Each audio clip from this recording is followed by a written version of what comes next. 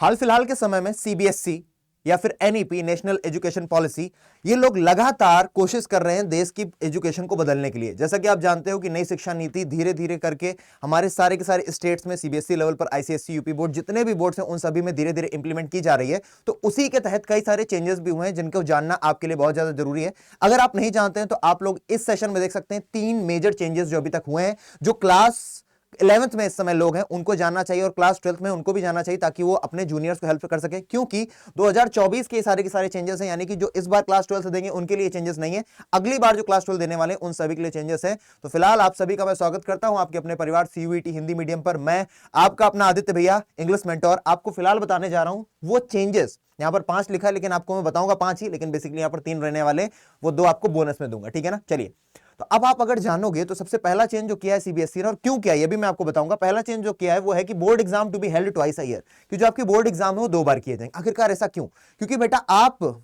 एक बात को बहुत पहले गांठ बांध लो, ये बार बार मैं बात बोल रहा हूं कि जो सीबीएसई है, जो एनईपी है, नेशनल एजुकेशन पॉलिसी है, साथ ही साथ जो भी बॉडीज है जो बना रही है आज के समय में एनसीईआरटी, आपको मैं बता दूं कि आने वाले समय में एनसीईआरटी भी बदलने वाली है। तो कारण क्या है? आपके दिमाग से प्रेशर हटाना है नंबर लाने का, बल्कि आपको इस चीज के लिए आगे बढ़ावा देना है कि आप लोग पढ़ाई पर ध्यान दो, आप लोग सीखने पर ध्यान दो।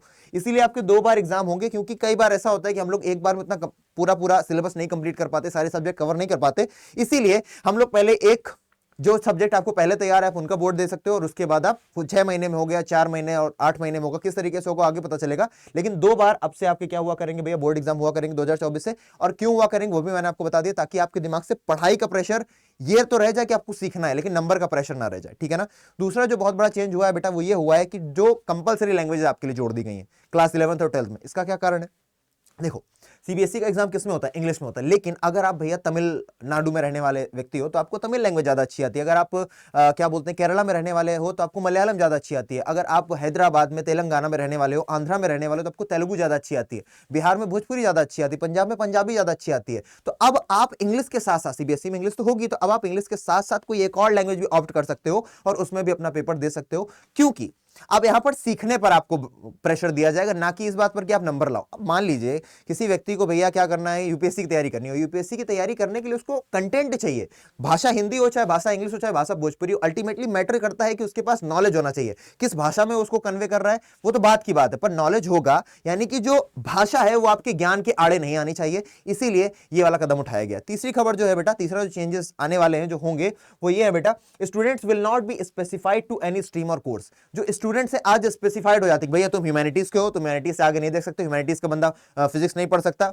है ना, और यहां पर अगर कोई साइंस स्ट्रीम का बंदा है तो वो जाकर के पॉलिटी नहीं पढ़ सकता, हिस्ट्री नहीं पढ़ सकता है। इस तरीके के जो मिसमैचेस हैं उनको यहां से हटाने के लिए, क्योंकि भैया इंसान है, उसकी मर्जी हो सकती है, उसको इंग्लिश भी अच्छी लग रही है, उसकी मर्जी हो सकती है उसको अकाउंटेंसी भी अच्छी लग रही है, फिजिक्स भी अच्छी लग रही है, तीनों अलग अलग स्ट्रीम है। पर अब से आपको स्ट्रीम वाला कोई झमेला नहीं रहेगा। आप जो सब्जेक्ट ऑप्ट करना चाहोगे आप वो कर पाओगे, और इसमें कोई बैरियर नहीं रह जाएगा। यानी कि आपके सीखने पर पूरी स्वतंत्रता है। आप एक परिंदे की तरीके उड़ सकते हो इस ज्ञान रूपी आकाश में, और जो सब्जेक्ट आपको पसंद है आप उसको चूज कर सकते हो, उसको पढ़ सकते हो। साथ ही साथ बेटा मैं और आपको बता देता हूं, चौथा इंपॉर्टेंट ये कि जो कंपिटेंसी बेस्ड क्वेश्चन है उनकी संख्या बढ़ाई जाएगी। अब कंपिटेंसी बेस्ड क्वेश्चन यानी कि जो एनालिटिकल लेवल क्वेश्चन होते हैं, रिटर्न विद्या को धीरे धीरे कम किया जाएगा, और जो कंपिटेंसी बेस्ड क्वेश्चन है उनका लेवल धीरे धीरे करके बढ़ाया जाएगा, ताकि आपके दिमाग में चीजें जाएं तो आप एनालाइज कर पाओ, आप उसको सोच समझ पाओ, ना कि सिर्फ रट करके रह जाओ। आपने मूवी देखी होगी 3 इडियट्स, तो आप लोग रणछोड़ दास चारचड़ बनो, ना कि वो साइलेंसर बनो, है ना, फुनसुक बांगड़ू बनो, ना कि वो जो नहीं साइलेंसर, वो रट लेता था। अब उससे पूछा कि मशीन क्या है तो बोलता मशीन इज फलाना फलाना लंबी चौड़ी, उसने परिभाषा बताई, और वहीं पर जो रेंचो था उसने कहा machine up down this is machine. यानी कि अगर आप समझ पा रहे हो चीजों को, आप उसके साथ जी पा रहे हो तो ज्यादा बेहतर है। यही आपकी एनईपी करने की कोशिश करें, और धीरे धीरे करके आगे आने वाले समय में आपकी एनसीईआरटी बदल जाएगी। और एक और अभी अपडेट है जो मैं आपको बताऊंगा, लेकिन उससे पहले अगर आप लोग तैयारी कर रहे हो सीयूईटी की क्लास 12th की, तो आपके लिए बहुत इंपॉर्टेंट अपडेट है, रुके रहिएगा। इसके बाद एक और इंपॉर्टेंट चीज है जो आपके लिए बहुत ज्यादा हेल्पफुल होने वाली है, ठीक है ना। तो जो लोग भी, मैं उन सभी की बात कर रहा हूं जो लोग भी ह्यूमैनिटीज क्या बोलते हैं कि ह्यूमैनिटीज परस्यू कर रहे हैं या फिर साइंस स्ट्रीम के हैं, तो वो लोग जाकर के महापैक में एनरोल कर सकते हैं। और इस महापैक में एनरोल करने का मतलब है कि आपने आज से आने वाले सारे के सारे बैचेस में एनरोलमेंट पा लिया। या फिर अगर आप केवल ह्यूमैनिटीज की बात करो तो आप लोग जाकर के संघर्ष बैच में एनरोल कर सकते हो, और अगर आपको केवल इंग्लिश बैच चाहिए तो आप जा सकते हो सफर प्लस में, और आपको यहां पर मेंटरशिप मिलेगी।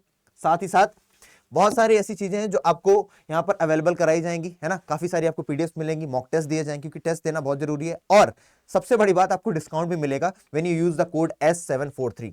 By using the code S743 आपको मिलेगा मैक्सिमम डिस्काउंट। और अगर आपको कोई समस्या परेशानी आती है तो आप मुझे ईमेल कर सकते हो मेरी ईमेल आईडी पर, जो कि है aditya.tiwari@adda247.com। कोई भी आप कोर्स ले रहे हैं तो इस कोड को लगाना ना भूलें, so that you get the maximum discount, right. और अगर आप लोग, आपके फोन में एप्लीकेशन है तो आपको 1% डिस्काउंट और मिलता है, क्योंकि आपको फ्री कॉइन्स मिलते हैं जब भी आप कोई कोर्स परचेज करते हो। तो आप जब कोर्स परचेज कर रहे होगे तो आपके पास कॉइन्स होंगे, वो 1% आपको और मिलेगा, तो इससे आपको मैक्सिमम डिस्काउंट मिल जाएगा। अब वो खबर जो आपके लिए बहुत ज्यादा इंपॉर्टेंट है, देखो आगे आने वाले समय में, जो आज के समय में क्लास 6 में या क्लास 7th में, उन सभी के लिए खबर होने वाली है ना। आगे आने वाले समय में आपके जो बोर्ड्स एग्जाम है उनको भी तकलिया टाटा बाय बाय कर दिया जाएगा, मॉड्यूल एग्जाम हुआ करेंगे। यानी कि आपके पास जो प्रेशर रहता है ना बोर्ड एग्जाम का, वो नहीं हुआ करेंगे, अब मॉड्यूल्स में एग्जाम होंगे और आपको ज्यादा परेशानी की आवश्यकता नहीं रहेगी। अगर आप लोगों को कंटेंट अच्छा लगा है और आप चाहते हैं कि इसी तरीके की वीडियोस आप लगातार देखते रहें, आपको फायदा होता रहे, तो आप लोग अभी के अभी चैनल को सब्सक्राइब कर लीजिए और सेशन को लाइक करिए, अपने दोस्तों में भी शेयर करिए, ताकि उनको भी सही चीजों के बारे में पता लगे और वो भी अपने जीवन में उन्नति को हासिल कर सके। मिलते हैं अगले सेशन में, तब तक के लिए जय हिंद। आप लोगों का बहुत बहुत धन्यवाद।